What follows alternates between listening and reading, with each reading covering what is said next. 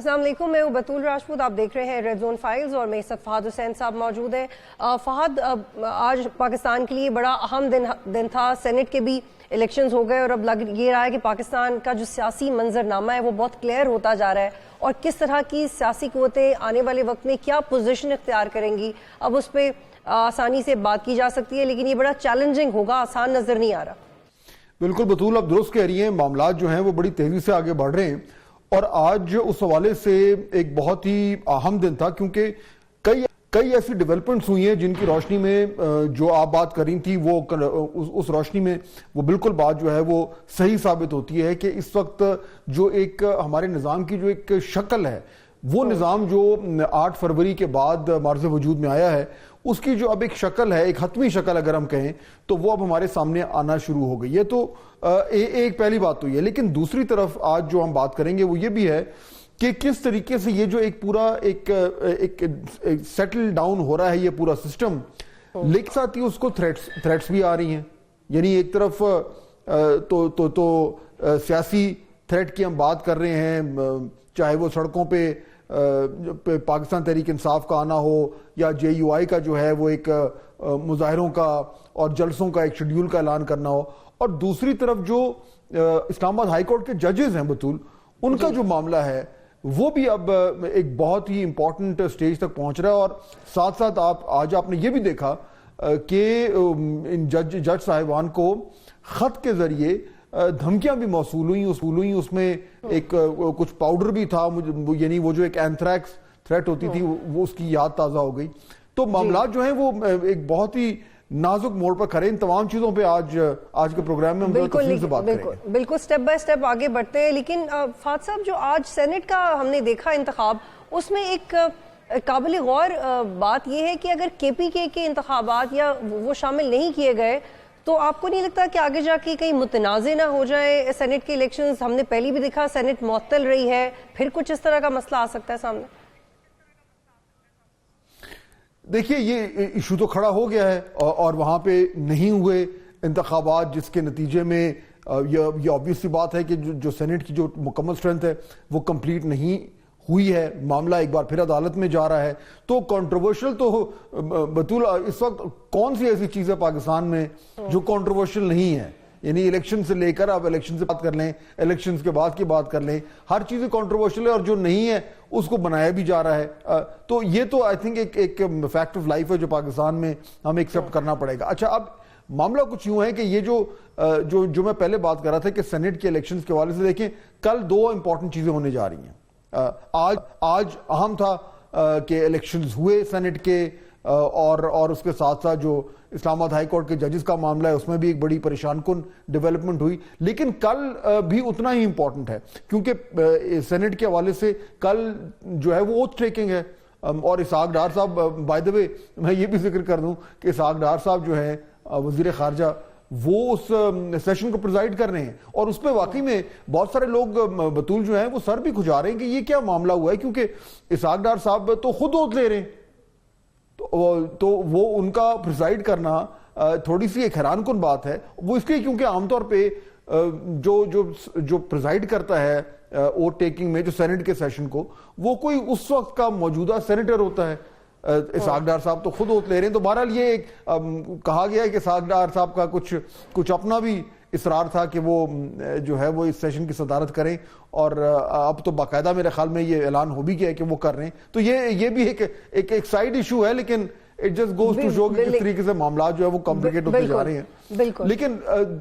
لیکن جو دوسرا اہم چیز ہے بطول جو میں ذکر کر رہا تھا، کل ہیئرنگ ہے اسلام آباد ہائی کورٹ کے ججز والی، اور وہ آل آئیز آن دیٹ ہیئرنگ، کیونکہ کل ہمیں معلوم ہوگا کہ وہ جو 7 ممبر بینچ ہے وہ کس طریقے سے اس معاملے کو آگے لے کر چل رہا ہے۔ تو یہ پیرل میں اب 2 ایشوز چل پڑے ہیں، اور پہلے جو ہے اگر آپ کہتی ہیں تو پہلے ہم سیاسی والے معاملے پہ ذرا بات کر لیں تھوڑی سی کہ کس طریقے سے نیا پولیٹیکل لینڈسکیپ وہ سیٹ ہو رہا ہے۔ بالکل، لیکن اس سے پہلے یہ اس پہ بھی تھوڑی بات کر لیتے ہیں کہ کس طرح کی سینٹ آپ دیکھ رہے ہیں، یہ کس طرح کی سینٹ ہوگی، کیونکہ اس میں کچھ اہم ٹیکنوکریٹس ہیں جو شامل ہوئے ہیں، اور ماضی میں ہوتا یہ رہا ہے کہ اگر کسی سیاسی شخصیت کی انٹری ہوتی ہے سینٹ سے تو آنے والے وقت میں وہ پھر پاکستان کے سیاسی منظرنامے میں اہم رول اختیار کرتے رہتے ہیں، چاہے وہ پاکستان کے کوئی سابق صدر رہے ہوں یا وزیر خزانہ رہے ہوں. تو یہ جو 3 شخصیات آئی ہیں سینٹ میں، احد چیمہ اور محسن نقوی اور کاکڑ صاحب، آپ دیکھ رہے ہیں کہ does that mean something for you? کوئی ڈائنامکس کلیئر کرتی ہیں یہ آپ کے سامنے؟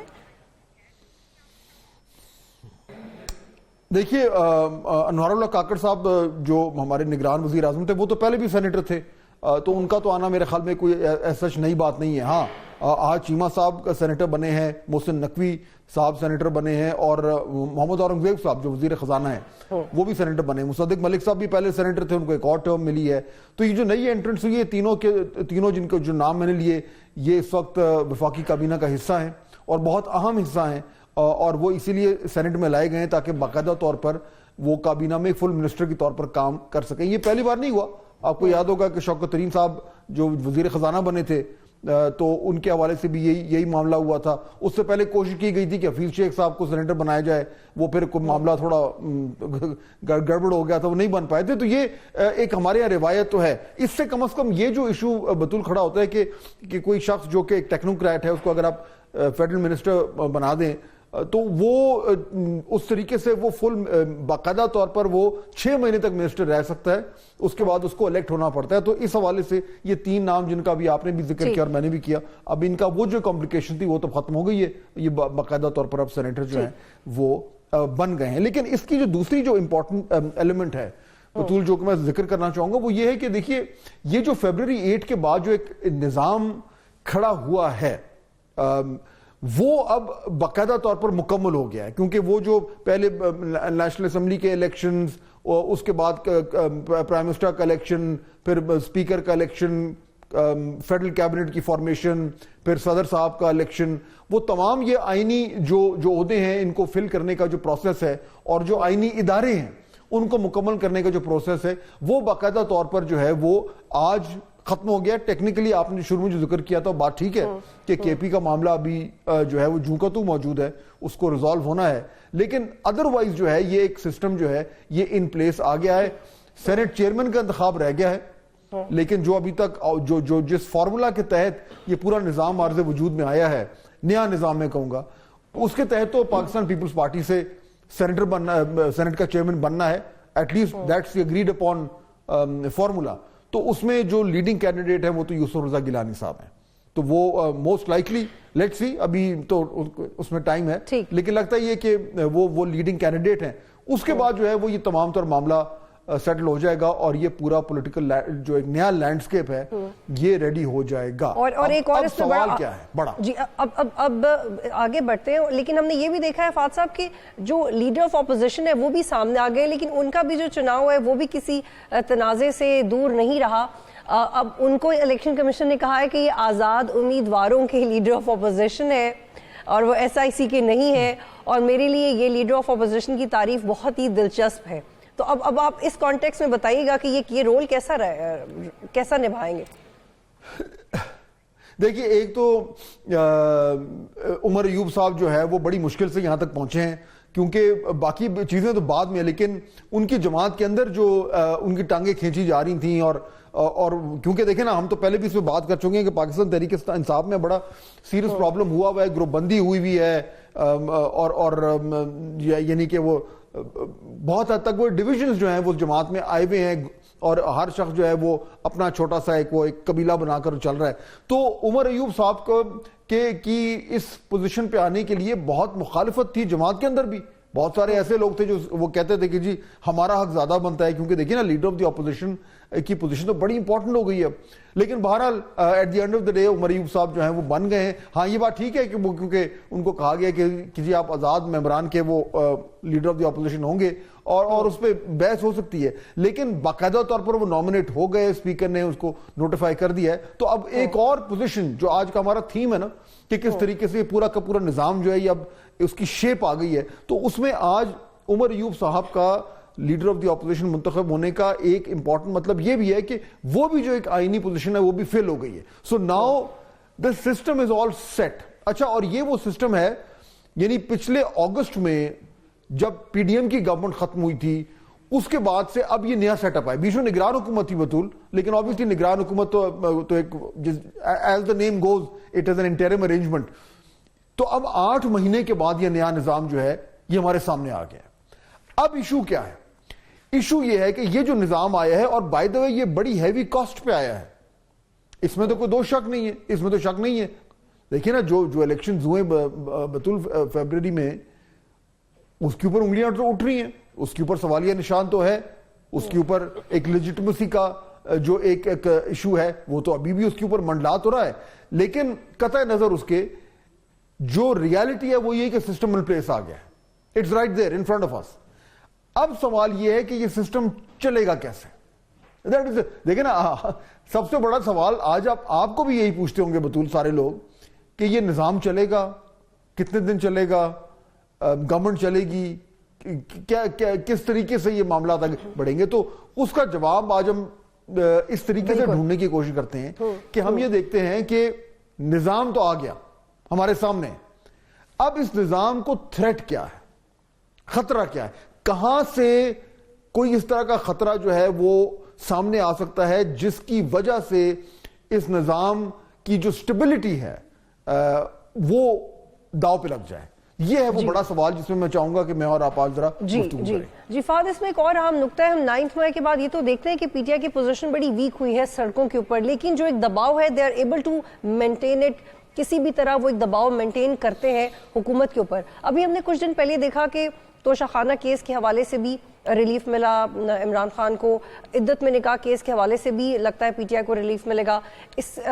پھر 9 مئی کے کچھ کیسز میں ضمانتیں ہو رہی ہیں, تو یہ جو ایک ریلیف کی فضا بن رہی ہے پی ٹی آئی کے لیے, اور پھر وہ عید کے بعد ایک احتجاجی موڈ میں بھی جا رہے ہیں, ان دونوں فیکٹرز کو آپ کس طرح سے دیکھ رہے ہیں کہ یہ پھر بڑا چیلنج بن جائے گا گورنمنٹ کے لیے, اور وہ مین سٹریم میں واپس نظر آ رہی ہے آپ کو پی ٹی آئی کیونکہ انہیں ریلیف مل رہا ہے؟ یہ جو سسٹم ہے اس کو کہاں سے خطرہ ہے اس کی, یعنی اگر آپ گورنمنٹ سے بات کریں, گورنمنٹ کے لوگوں سے بات کریں تو وہ تو بڑے کمفرٹیبل ہیں. وہ کہتے ہیں جی ہم تو 5 سال کا مینڈیٹ لے کے آئے ہیں, ہم 5 سال حکومت کریں گے, ہمارے جو ہیں وہ اسٹیبلشمنٹ سے بڑے اچھے تعلقات ہیں. اس طرح کا ایک پیج کا جو مشہور و معروف جو ایک پیج کا جو معاملہ ہے وہ بھی جوں کا تو ہے, تو اس لیے وہ تو بڑے کمفرٹیبل فیل کر رہے ہیں. لیکن دیکھیے اگر ہم اس کا تھوڑا سا گہرائی میں جا کے تجزیہ کریں بطول, تو ہمیں کلیئرلی نظر آتا ہے کہ اگر ہم اس وقت اگر اس نظام کو سٹیبلٹی چاہیے تو اس کے لیے عدلیہ کو, اسٹیبلشمنٹ کو اور حکومت وقت کو ایک بیسک کمفرٹیبل ورکنگ ریلیشن شپ میں ہونا پڑے گا. اچھا, اب اس میں یہ 3 حصے ہیں, اس کو جو میں نے اس دن کل بھی ذکر کیا تھا کہ یہ ایک نیا ٹروئکا ہے, ایک نیا تکون ہے جس میں اسٹیبلشمنٹ, حکومت اور عدلیہ, یہ تینوں اگر آپس میں ان سنک ہیں تو نظام کو کوئی خطرہ نہیں, حکومت کو بھی کوئی خطرہ نہیں. اور بظاہر یہ لگ رہا ہے, ایک تاثر یہ ہے کہ اگر یہ مکمل طور پر سنک میں نہیں ہے تو ان کے درمیان کوئی دراڑیں بھی اتنی بڑی نہیں ہیں. لیکن یہ جو ججز کا معاملہ ہوا ہے اسلام آباد ہائی کورٹ کے ججز کا خط کا, اس کے نتیجے میں اب ایک سوال تو بنتا ہے کہ جس طریقے سے یہ معاملہ ہینڈل ہوا ہے پچھلے 2-3 دن میں, اور جیسے سپریم جو گورنمنٹ کا بنایا وہ کمیشن جو ہے وہ ختم ہو گیا ہے, یعنی کہ وہ خود جو جیلانی صاحب ہیں, جسٹس جیلانی, انہوں نے اپنے آپ کو وہاں سے ہٹا لیا ہے, ریکیوز کر لیا ہے, جس کی بعد وہ کمیشن تو فارغ ہو گیا, اور پھر سو موٹو ایکشن جو ہے وہ عدلیہ نے لے لیا. تو اب سوال یہ اٹھ رہا ہے کہ یہ جو ٹروئکا ہے, اس ٹروئکا میں کہیں جو عدلیہ والا جو ایک کونا ہے وہ یہ تو نہیں فیل کر رہا کہ مجھے اپنی انڈیپینڈنس کو اسرٹ کرنے کی ضرورت ہے. نہ صرف اسرٹ کرنے کی ضرورت ہے بلکہ اس کو دکھانے کی بھی ضرورت ہے, پروف بھی کرنے کی ضرورت ہے. اور اگر ایسا ہے تو پھر اس کی وجہ کیا ہے؟ یہ امپورٹنٹ ایشو ہے جو میرے خیال میں اس وقت اس ٹروئکا کا جو ایک بیلنس ہے اس میں تھوڑی سی ڈسٹربنس پیدا کر رہا ہے. اور چونکہ اس لیٹر میں یہ بھی لکھا ہوا تھا کہ ایگزیکٹو کی طرف سے بھی پریشر آتا ہے، اور ایگزیکٹو کا مطلب حکومت ہی ہے، تو حکومت کے نیچے جو کمیشن ہوگا وہ کس طرح سے شفافیت سے کام کر سکتا ہے، یہ دونوں سوال لے کے خرم دستگیر صاحب کے پاس ہم جائیں گے. جی فہد صاحب، خرم دستگیر صاحب ہمیں جوائن کریں نون لیگ سے. خرم صاحب السلام علیکم. وعلیکم السلام. خرم صاحب، یہ جو ٹروئکا ہے آرمی کا یا اسٹیبلشمنٹ کا یا گورنمنٹ کا اور عدلیہ کا، یہ ڈسٹرب ہو گیا ہے؟ یہ جو معاملہ ہوا ہے ججز کا، اس حوالے سے یہ ٹروئکا ڈسٹرب ہو گیا؟ جی فہد صاحب، آپ کی چونکہ ہمیشہ ایک بڑی موقر رائے ہوتی ہے ریاست کو کہ آپ بڑے بالغ نظر آبزرور ہیں، لیکن میں آپ سے اتفاق نہیں کرتا. اس میں ٹروئکا نہیں بنا. ایکچولی تو میری نظر میں یہ جو تجربہ عمرانی تھا 2014 میں جس کا آغاز کیا گیا تھا، اس نے اب نہ صرف ووٹر کو تقسیم کیا ہے بلکہ ریاست کو بھی اب ایک بہت گہری دراڑ ڈال دی ہے. اس کے اندر بھی تقسیم آ گئی ہے. تو لہذا عدلیہ اپنے اندر تقسیم شدہ ہے، مقتدرہ جو ہے اسٹیبلشمنٹ وہ اپنے اندر سے تقسیم شدہ ہے، جو پاکستان کی بیوروکریسی ہے وہ اندر سے تقسیم شدہ ہے، اور چلے جو منتخب نمائندگان ہیں وہ تو ان کی ہے ہی سیاسی جو آپس میں ایک مخاصمت ہوتی ہے وہ تو ان کا حصہ ہے. لیکن یہ جو تقسیم ہے یہ مختلف حوالوں سے نکل کر باہر آ رہی ہے اور یہ روپ ادھار رہی ہے. کبھی اداراتی تناؤ کا، جیسے ابھی پیدا ہوا ہے 6 ججوں کے خطوں سے، لیکن یہی تقسیم جو ہے وہ ایک طرح سے 9 مئی کو بھی باہر آئی تھی. وہ بھی ایک کسی کا اینگل تھا، ایک کسی کی ایک جہت تھی جو سامنے آئی تھی اس تقسیم کی. اس وقت تقسیم جو ہے وہ مقتدرہ کے اندر تھی تو وہ باہر آ گئی 9 مئی کی صورت میں. آج عدلیہ کے اندر کی تقسیم ہے وہ باہر آ گئی ہے.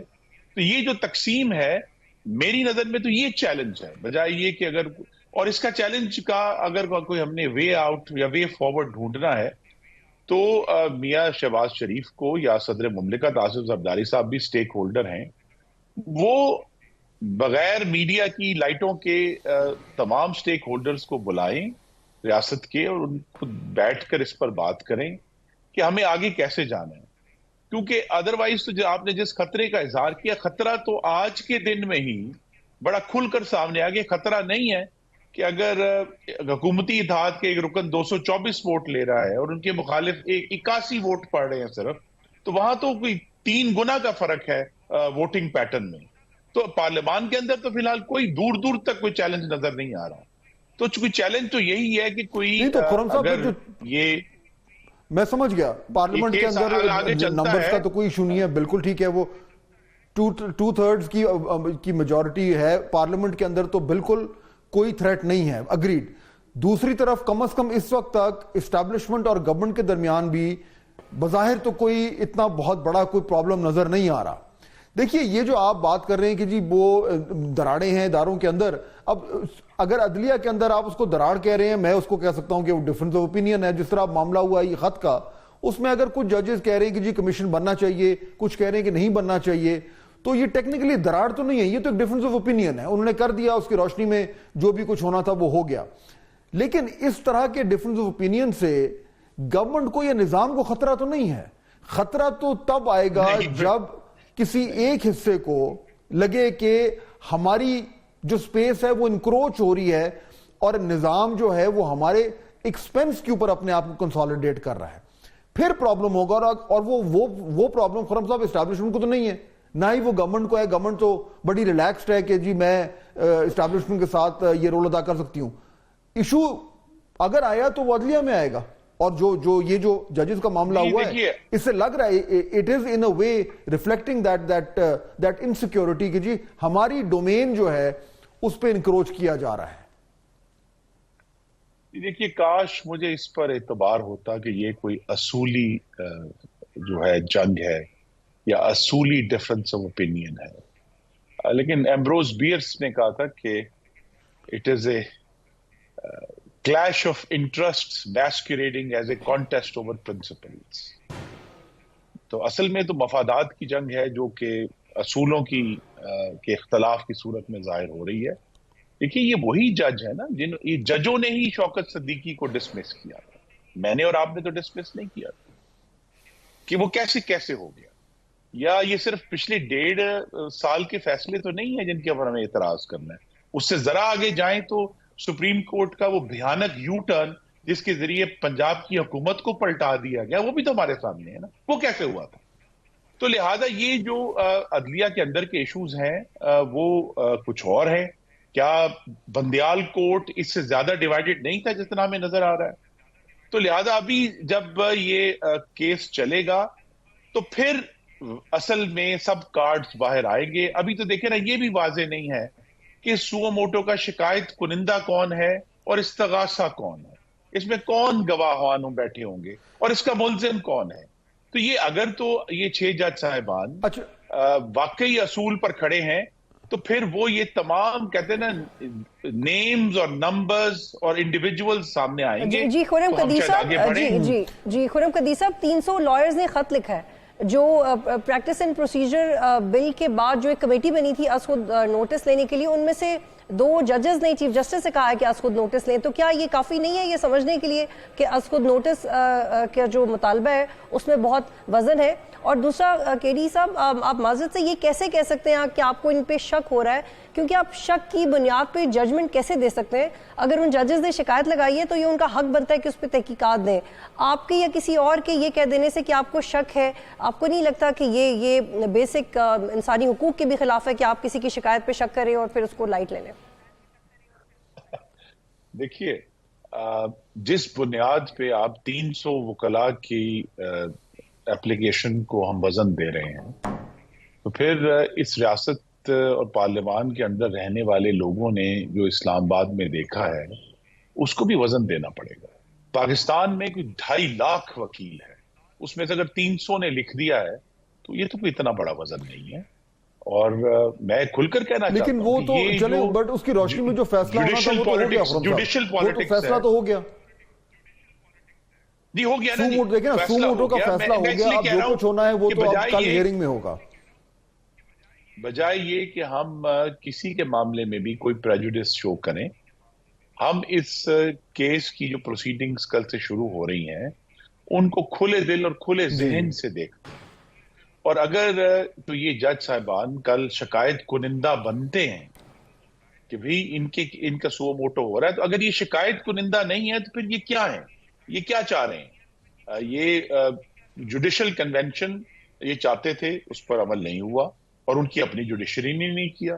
حکومت نے تو ان کا مطالبہ خط تو ایڈریسڈ ہی نہیں ہے ایگزیکٹو کو، خط تو ان کی اپنی عدلیہ کو ایڈریسڈ ہے اور ان کی عدلیہ نے پہلے ہی فیصلہ کیا. لیکن جو لارجر کوسچن ہے، ہاں میں خرم صاحب جو لارجر کوسچن ہم جو بات کر رہے تھے وہ یہ ہے کہ کیا اس سسٹم کو، اس گورنمنٹ کو ایک سٹیبل انوائرمنٹ ملی بھی ہے، یا یہ جو معاملہ ہوا ہے ججز کا اس سے شروع کے دنوں میں ہی پہلے 1.5-2 مہینے میں ہی گورنمنٹ کی جو ایک سٹیبلٹی کا خواب تھا وہ آلریڈی تھوڑا سا اس کو دھچکا لگا ہے. ہم اس پرسپیکٹو میں اس معاملے کو دیکھ رہے ہیں اور یہ معاملہ اور یہ ایشو اٹھا اس لیے ہے کیونکہ جس طریقے سے جو ڈیولپمنٹس ہوئی ہیں کل، یعنی کمیشن جو گورنمنٹ نے بنایا تھا، اس کے چیئرمین جو کہ گورنمنٹ نے اپوائنٹ کیے تھے وہ دونوں فارغ ہو گئے اور اس کے بعد پھر عدلیہ نے خود یہ انیشیٹو لیا. اب جو سوال اٹھ رہا ہے وہ یہ ہے کہ اس میں نقصان کس کو ہوا ہے ابھی تک، اور اس کا ایک جواب یہ ہے کہ نقصان گورنمنٹ کو ہوا ہے کیونکہ عدلیہ نے اب معاملات کو اپنے ہاتھ میں لے لیا. ہاں اس میں آپ بالکل یہ کہہ سکتے ہیں کہ جی جو 6 ججز ہیں ان کا تو جو مقصد تھا وہ تھا ہی یہ کہ سپیریئر جوڈیشری ان کے مسئلے حل کرے، وہ تو ایگزیکٹو کی طرف نہیں دیکھ رہے تھے، تو وہ ایک اینگل ہو سکتا ہے. لیکن میرا سوال آپ سے یہ ہے، یہ جو پچھلے 24 گھنٹے کی ڈیولپمنٹس ہیں اس سے حکومت کو دھچکا لگا ہے؟ جی نہیں، حکومت کو دھچکا نہیں لگا. حکومت کے لیے تناؤ کی صورتحال ضرور ہے. حکومت کو دھچکا زیادہ اس سے لگے گا جس کے ہمیں کچھ آثار نظر آئے ہیں. اگر پاکستان کی جوڈیشری سیاست کے نام پر 9 مئی کے ملزمان کے ساتھ نرمی برتنا شروع کر دے، انہیں بری کرنا شروع کر دے، اور جس طرح ہم نے کل پشاور ہائی کورٹ پہ دیکھا کہ 51 مقدموں کو 51 سیکنڈ میں 51 ضمانتیں مل گئی۔ خطرہ یہ ہے کہ اگر یہ نرمی ہوئی تو 9 مئی دوبارہ ہوگا، ریاست پر حملہ دوبارہ ہوگا، کیونکہ جس قسم کی متشدد جتھے کا ہمارا نرمی کیوں ہو رہی ہے؟ جی نرمی یہی تو میں جاننا چاہتا ہوں، اسی لیے تو میں نے یہ بڑی سنجیدہ آپ سے گفتگو کی ہے، جو میں نے سوال اٹھائے ہیں آپ کے پروگرام میں۔ اس کا مقصد یہ نہیں تھا کہ میں کسی پر شک کروں، اس کا مقصد یہ تھا کہ یہ جو تقسیم ہے، چاہے وہ عدلیہ کے اندر ہے، چاہے وہ مقتدرہ کے اندر ہے، سیاست کے اندر تو ہے ہی، یہ تقسیم دراصل بار بار سامنے آ رہی ہے، اور ہمارا اصل میں مقابلہ جو ہے وہ آپ اس کو اگر ہم بے لاگ طریقے سے دیکھیں تو ایک فاشسٹ جتھے سے مقابلہ ہے، جس کے ہمدرد اب پاکستان کے سب اداروں میں موجود ہیں، اور وہ ریاست پر حملہ آور ہیں، اور وہ بار بار حملہ آور ہو رہے ہیں۔ وہ 9 مئی کو بھی ہو رہے ہیں، وہ 26 مارچ کو بھی ہو رہے ہیں، اور جس کے نتیجے میں ہم یہ دیکھتے ہیں کہ جو ریاست کی جو ابیلٹی ہے، لیکن اس کو 9 مئی جیسے واقعات کو ہینڈل کرنے کی دراڑیں ہیں، اگر ان اداروں میں ایک یعنی اس کو آپ دراڑ کہہ لیں، اس کو آپ کہہ لیں کہ جی ایک ڈیفرنس ہے، یا اس میں دھڑے بندی ہے، یا پولرائزیشن ہے، جو بھی لفظ استعمال کر لیں، اگر وہ اداروں میں ہے جو کہ ایک نیچرل سی بات ہے، لیکن لیڈرشپ جو ہے اگر وہ کلیئر ہے تو فرق تو پھر نہیں پڑتا، کیونکہ اگر لیڈرشپ کلیئر ہے اور فیصلہ سازی جو ہے وہ اس طریقے سے ہو رہی ہے کہ وہ جو ایک فیکشنلزم ہے وہ اوپر ایمرج کر کے نہیں آ رہا، تو پھر it should not make a difference.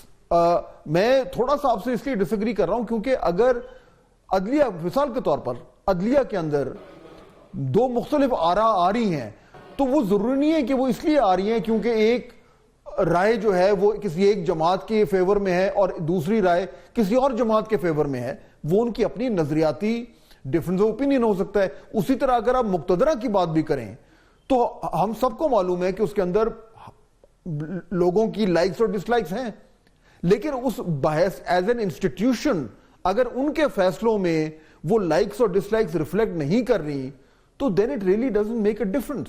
یہ میرا پوائنٹ ہے۔ جی it shouldn't make a difference, لیکن دیکھیں نا، کیا وہ فرق عدلیہ تھی جس نے 22 مہینے حمزہ شہباز کی ضمانت نہیں لی اور آخر میں کہا کہ جی ہمیں کوئی ثبوت اور شواہد نہیں ہے؟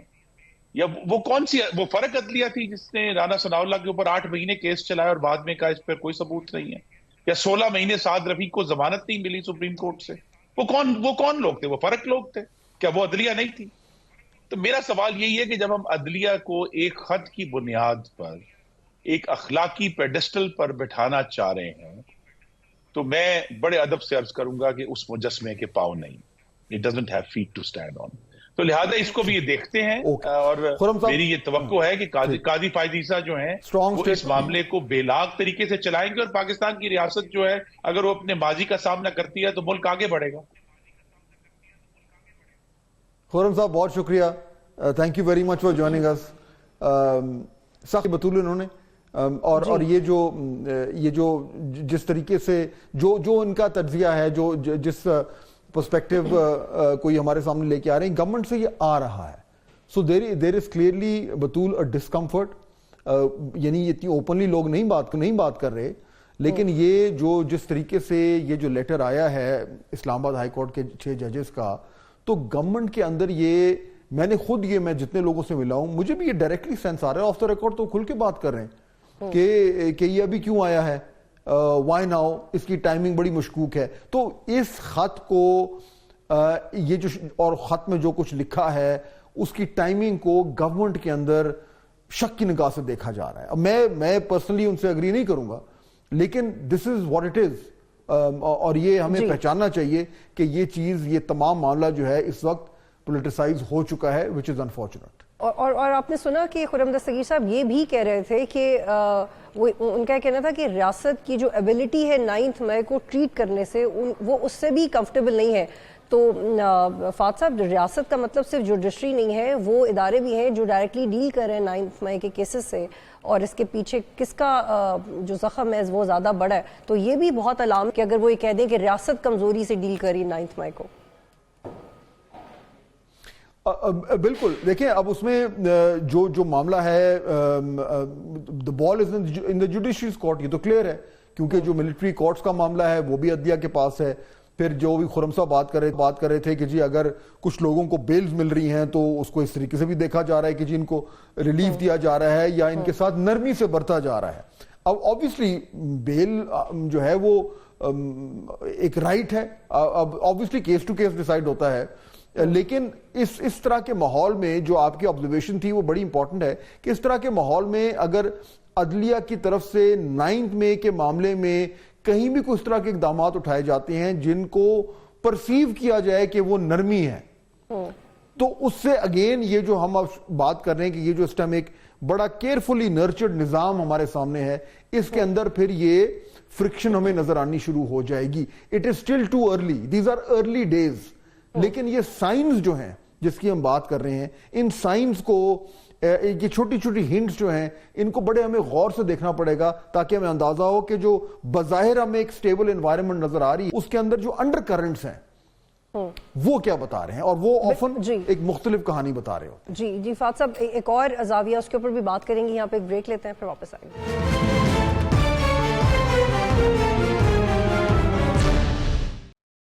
پروگرام میں خوش آمدید. جی فہد صاحب ہم بریک سے پہلے بھی بات کر رہے تھے, خرم دستگیر صاحب بھی اس بات کی نشاندہی کر رہے تھے کہ اب گورنمنٹ بہت ایکسپیکٹ کر رہی ہے کہ عدلیہ سے بھی کچھ ایسے فیصلے آئیں, اور لیکن ہم دیکھ رہے ہیں کہ سیاسی جماعتیں جو تیاری پکڑی ہیں وہ تو بڑی خطرناک ہے. گنڈا پور صاحب نے بھی آج ایک بڑی اہم بات کی ہے, وہ بھی احتجاجی موڈ میں چلے گئے ہیں, وہ سنواتے ہیں پہلے پھر سے بات کریں گے. وہ جو اللیگل, میں ریپیٹ اللیگل, جو کہ ریزرو سیٹ دی گئی ہیں, ریزرو سیٹ والوں نے اپلیکیشن دی ہے کہ جی ہمیں ووٹ پول کرنے دیا جائے اور ہمیں اجازت دی جائے. انہوں نے لیٹر بھیجا ہے الیکشن کمیشن کو کہ جی یہ اپلیکیشن ہمیں آئی ہے, تو اس میں جو بھی آرڈر ان کا آئے گا وہ سامنے آ جائے کہ وی ول فائٹ, اور وی ول فائٹ انشاءاللہ. اپنی ریزرو سیٹس جو ہم سے چھینی جا رہی ہیں انشاءاللہ اس صوبے میں ہم فائٹ کریں گے. اس کے صوبائی اسمبلی کا اجلاس بلایا جائے گا یا نہیں؟ کہتے ہیں الیکشن ملتوی ہو, بلایا جائے گا. جی فہد صاحب یہ آج کہا جب کے پی کے میں سینٹ الیکشنز کینسل ہوئے تو یہ بڑا واضح کرتا ہے, انہوں نے کہا جی we will fight in the court, we will fight on the roads. مولانا بھی تحریک چلا رہے ہیں عید کے بعد. بڑی چرچلین قسم کی جو ریٹرک ہے یہ میں سننے کو آ رہی ہے کہ we will fight on the beaches, we will fight on the, وہ جو بڑی مشہور ان کی ایک تقریر تھی. دیکھیے یہ تو بات کلیئر ہے کہ پاکستان تحریک انصاف نے یہ پلان کیا ہے کہ عید کے بعد تھوڑے سے معاملات کو جو ہے وہ آگے بڑھایا جائے, احتجاج کو سڑکوں کو گرم کیا جائے, اور گرینڈ الائنس کی جو بات ہے وہ بھی ہمیں آج سننے کو آئی ہے. بلکہ میرے خیال میں آج اسد کیسر صاحب نے جو سابق اسپیکر ہیں انہوں نے آج گرینڈ الائنس کے کچھ نام بھی بتائے ہمیں شاید کہ کون کون جوائن کر رہا ہے پاکستان تحریک انصاف کو. جی انہوں نے کہا کہ ایم ڈبلیو ایم بلوچستان جی ساٹ ہے, انفیکٹ وہ سنواتے ہیں. جی انشاءاللہ آئین اور قانون کی بالادستی کے لیے ایک بڑا الائنس بنا رہے ہیں, اور آج انشاءاللہ تعالی اس کی فارمل میٹنگ ہو جائے گی. اس میں ہمارے پاس اچھک صاحب کی پارٹی ہے, اختر مینگل صاحب ہے, جماعت اسلامی ہے, ایم ڈبلیو ایم ہے اور پی ٹی آئی. جی فہد صاحب تو یہ کوئی نئی طرح کی گرینڈ الائنس ہوگی ہے ویسے ہی جیسے ماضی میں دیکھتے رہے؟ نہیں دیکھیے میرے خیال میں لیٹس بی ویری کلیئر, یہ جو گرینڈ الائنس ہے یا جو کچھ بھی ہے یہ اس کا مقصد کیا ہے؟ مقصد یہ ہے کہ جو یہ احتجاج کریں, جو ان کا جو پاکستان تحریک انصاف کو جو بیانیہ ہے کہ جی ہم ان الیکشنز کو نہیں مانتے, دھاندلی ہوئی ہے, ہمارا مینڈیٹ چرایا گیا ہے, اس بیانیے کو یہ الائیو رکھیں. یہ ہے اصل کہانی کی. اب اس کے ذریعے کیا یہ احتجاج کے ذریعے یا جلسے جلوسوں کے ذریعے یا سڑکوں پر آ کر کیا یہ جو اس وقت نظام ہے جس کا وہ خود حصہ بن چکے ہیں, کیا اس کو وہ الٹا سکتے ہیں؟ کیا وہ گورنمنٹ کو گرا سکتے ہیں؟ کیا وہ عمران خان صاحب کو جیل سے چھڑوا سکتے ہیں؟ ان تمام سوالوں کا ایک ہی جواب ہے, اور وہ ہے نہیں, یہ ممکن نہیں ہے. ان کے پاس اسٹرینتھ نہیں ہے, ان کے پاس اس طرح کی لیڈرشپ نہیں ہے, اور اس وقت جس طرح کا ایک ماحول بنا ہوا ہے ہم نے دیکھا نا بطول. دیکھیے جب پچھلے الیکشنز کے بعد سے جب بھی احتجاج ہوا ہے, ایک تو لوگ پی ٹی آئی کے لوگ بہت بڑے نمبرز میں نکلے نہیں, اور جب نکلے بھی صحیح تو وہ لوکل پولیس نے جو ہے وہ ان کو پکڑ کر اور وہ اندر کر دیا. تو یہ سڑکوں والا سڑکیں گرم نہیں ہونے جا رہی ابھی تک, تو کم از کم نظر نہیں آ رہا. اچھا اب آ جائیں گے مولانا فضل الرحمان. تو پھر یہ کچھ لوگ کہہ رہے ہیں اچھا جی کیونکہ جب وہ جو ہے وہ پی ٹی آئی کے ساتھ مل جائیں گے تو کیا پھر کوئی لانگ مارچ تو کوئی دھرنا کوئی اس طرح کے معاملات شروع ہوں گے. دیکھیے میرا نہیں خیال, یہ ماحول سیاسی ماحول اس چیز کی اجازت نہیں دے رہا. اس کا پرائمری مقصد یہ ہے کہ اس ایشو کو گرم رکھا جائے. That's about it. اس لیے میرے خیال میں جو میری انڈرسٹینڈنگ ہے, جو میرا تجزیہ ہے, اس کے مطابق تو یہ سب کچھ ایکٹیویٹی ہوگی, لیکن اس سے جو ایگزسٹنگ ریالٹی ہے اس میں کوئی فرق نہیں پڑے گا. لیکن اگر ہم ایزیوم کر لیں, کیونکہ ایک انٹرویو جو میں آپ کے ساتھ شیئر کرنا چاہ رہی ہوں, نیشنل اسمبلی کے ڈیپٹی اسپیکر نہیں ہے سید غلام مصطفیٰ اشاد صاحب نے ایک انٹرویو دیا اور اس میں انہوں نے ایک جملہ کہا کہ تحریک انصاف اتحاد کے لیے بات کرے گی تو ہم سوچیں گے. فہد صاحب آپ یہ دیکھیں کہ بار بار Peoples Party P T I سے اتحاد کی بات کرتی ہے, بار بار آفر کرتی ہے, تو یہ کیسی اپرچونٹی ہے جو پی ٹی آئی کے پاس ہمیشہ سے موجود ہے, اگر وہ اسے کنسیڈر کرے تو ہم کچھ آؤٹ آف دا باکس صورتحال دیکھ سکتے ہیں. دیکھیے اس وقت اس طرح کی اتحاد کا کوئی یعنی کہ اس سے کوئی فرق نہیں پڑتا. یا تو دیکھیں نا, وہ جو پیپلز پارٹی اور پی ٹی آئی والی بات تھی وہ تو اس وقت کی تھی جب حکومت سازی ہو رہی تھی, اور اس وقت اگر جو بظاہر جو پیپلز پارٹی تو کہتی ہے کہ جی انہوں نے کبھی ہمارے سے کوئی سیریس بات نہیں کی, لیکن اگر اس وقت پاکستان تحریک انصاف اور پیپلز پارٹی مل جاتے تو وہ گورنمنٹ بنا لیتے. اب اس وقت تو تمام جو سسٹم ہے وہ ان پلیس آ چکا ہے, اب تو کوئی گنجائش نہیں ہے.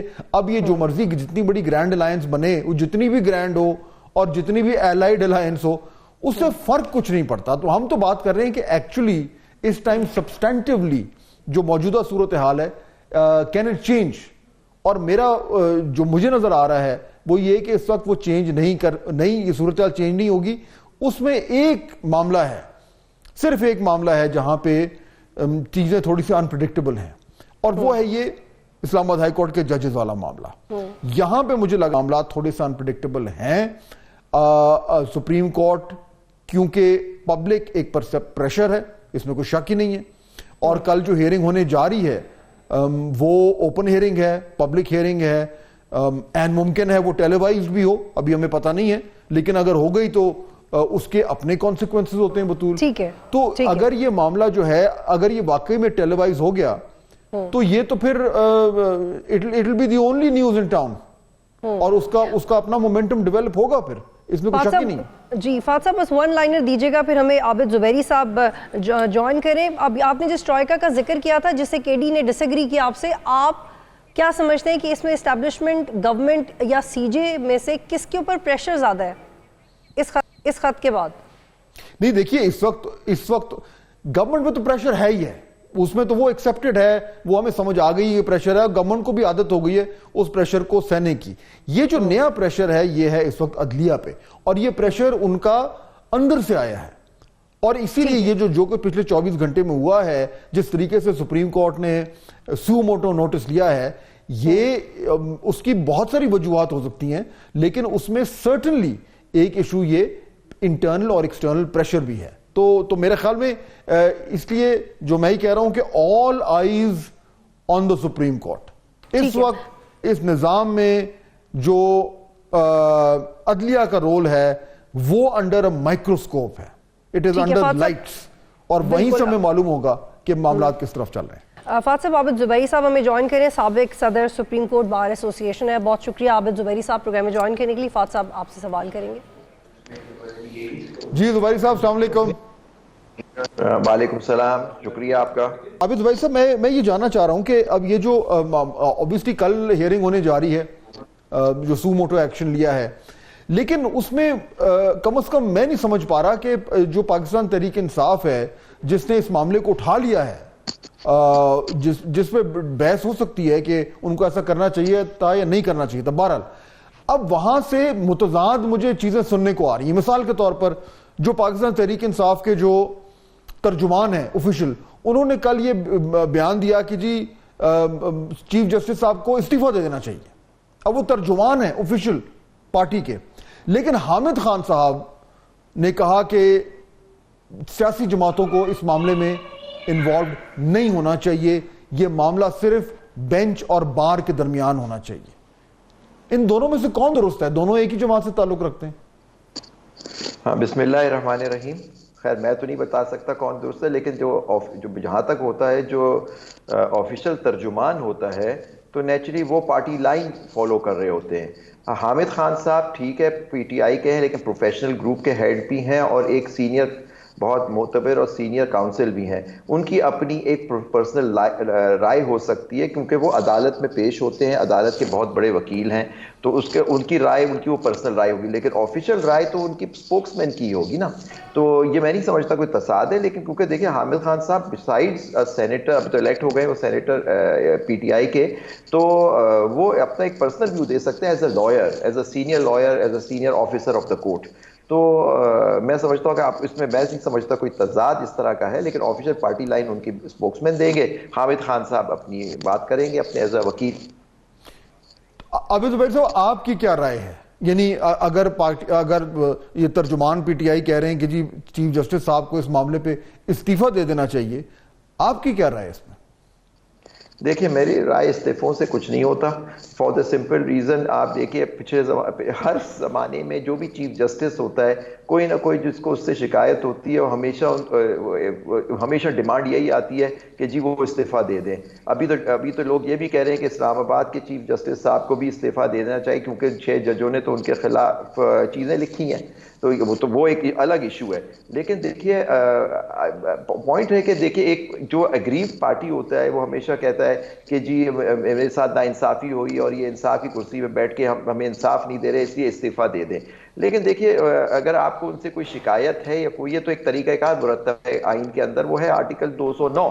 آپ سمجھتے ہیں کہ انہوں نے انصاف نہیں کیا یا کوئی مس کانڈکٹ کیا ہے کسی جج نے، تو اس کا ایک طریقہ کار دیا ہوا ہے، آپ اسے اڈاپٹ کر لیں۔ آپ کے کہنے سے استعفیٰ دینے تو نہیں ہوتا انلیس وہ جج صاحب خود دے دیتے، جیسے آپ نے ریسنٹلی دیکھا جسٹس اعجاز الاحسن صاحب نے استعفیٰ دیا، اور پھر ایک لاہور کے بڑے اچھے اور سینئر جج تھے شاہد جمیل خان صاحب، انہوں نے استعفیٰ دے دیا۔ تو یہ چیزیں ہوتی رہتی ہیں، لیکن میں نہیں سمجھتا کہ ہوتا، نیچرلی لوگوں کو شکایت ہوتی ہے کیونکہ ایک کے حق میں فیصلہ ہوتا ہے کہ نہیں، لیکن باعث نہیں ہونا چاہیے۔ یعنی آپ انصاف کی کرسی پہ بیٹھ کے آپ کو انصاف کرنا چاہیے، اور انصاف صرف کرنا نہیں چاہیے، نظر بھی آنا چاہیے۔ جی ٹھیک، یہ جو معاملہ ہوا ہے سو موٹو کا، اب اس میں جو پریڈ ہو رہا تھا کہ کمیشن نہیں ہونا چاہیے، ایگزیکٹو کو اس میں انوالو نہیں ہونا چاہیے، وہ سارا معاملہ تو فارغ ہو گیا۔ اب سو موٹو نوٹس لے لیا ہے، عدلیہ خود اس معاملے کو لے کر چل رہی ہے۔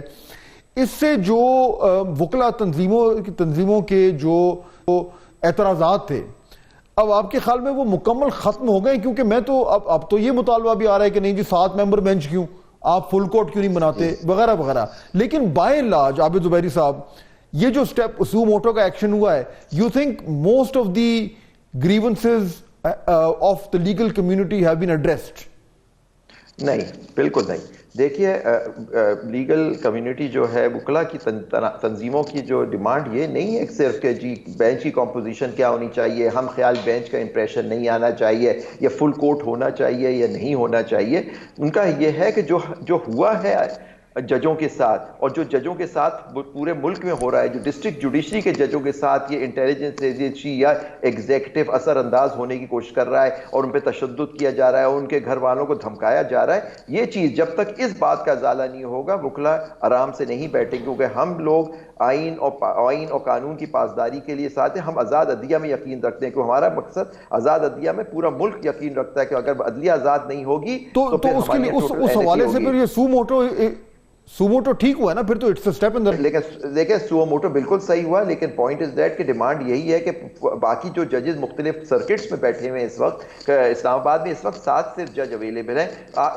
آنریبل چیف جسٹس سے درخواست ہوگی، لوگ اپلیکیشن دے رہے ہیں، ہماری بھی ایک اپلیکیشن آ رہی ہے کہ اس کے اندر ہم استدعا یہی کریں گے، نیچرل ثوابدید انہی کی ہوتی ہے، استدعا یہ ہوگی کہ آپ فل کورٹ بٹھائیں۔ یہ معاملہ اتنا سنجیدہ ہے، اتنا سنگین ہے کہ اس کو آپ پورے کورٹ کا بٹھا کے پاکستان کے سارے ٹاپ ججز بیٹھ کے اس کا فیصلہ کریں، اور یہ ججوں کا معاملہ ہے، یہ جوڈیشری کا جوڈیشل اپنا معاملہ ہے، اور چیف جسٹس تو سارے ہیڈ آف دا جوڈیشری ہوتے ہیں، تو ان کے اوپر ایک زیادہ ذمہ داری ہوتی ہے۔ تو آپ بھی پھر آپ بھی حامد خان صاحب سے اگری کریں گے کہ سیاسی جماعتوں کو انوالو نہیں ہونا چاہیے اس میں. وہ اگر انوالو ہوتی ہیں تو پھر یہ معاملہ پولیٹیسائز ہو جائے گا اور اس سے نقصان ہوگا. نہیں دیکھیے آپ میں تو نہیں سمجھتا کہ پولیٹیکل پارٹیز کو یا سیاسی جماعتوں کو اس سے الگ کر سکتے ہیں, کیونکہ آپ دیکھیے اگر ان کے حق میں جاری ہوتی ہے وہ تعریف کرتے ہیں, اگر ان کے خلاف ہوگی تو فوراً وہ برائیاں شروع. آپ دیکھیں 6 ججوں پہ کس طرح سے تنقید کی جا رہی ہے اور کہاں سے تنقید ہو رہی ہے آپ کو بھی معلوم ہے کہ ایگزیکٹو انہوں نے الزام ایگزیکٹو پہ لگایا ہے. جو مئی میں ایگزیکٹو تھا وہی ایگزیکٹلی وہی آج وہی لوگ انہی پوزیشنوں پہ بیٹھے ہیں جو مئی میں ان کے ساتھ ہی کر رہے تھے. ٹھیک ہے عابد زبیری صاحب, جی عابد زبیری صاحب بہت شکریہ, آپ جوائن کرے تھے. فہد صاحب ہمیں وائنڈ اپ کی طرف جانا ہے, لیکن یہ فل کورٹ والا ایک بڑا اہم نقطہ ہے, کیونکہ پہلے بھی بندیال کورٹ میں بھی یہ بعد میں جو کچھ کیسز ٹیک اپ ہوئے تھے اس میں ایک بڑا کلیئر نظریہ تھا کہ فل کورٹ بننا چاہیے اہم معاملات کے اوپر.